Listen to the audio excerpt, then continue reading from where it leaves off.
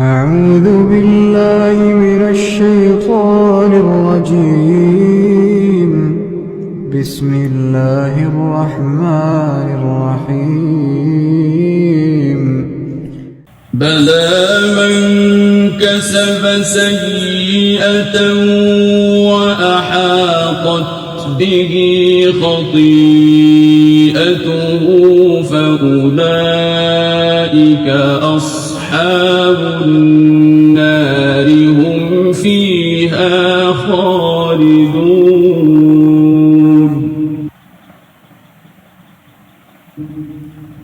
والذين آمنوا وعملوا الصالحات أولئك أصحاب الجنة هم فيها خالدون.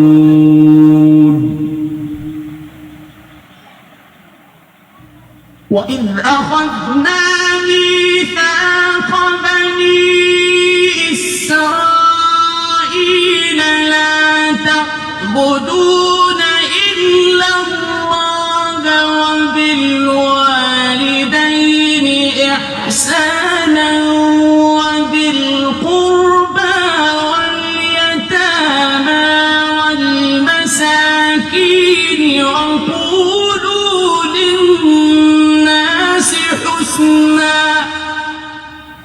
وقولوا للناس حسنا وأقيموا الصلاة وآتوا الزكاة ثم توليتم إلا قليلا منكم وأنتم معرضون.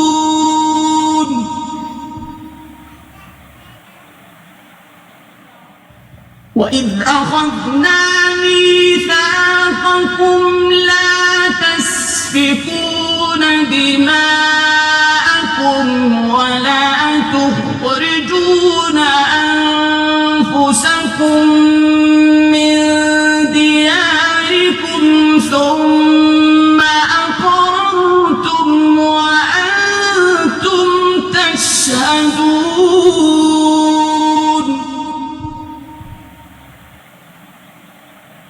ثم أنتم هؤلاء تقتلون أنفسكم وتخرجون فريقا منكم من ديارهم تظاهرون عليهم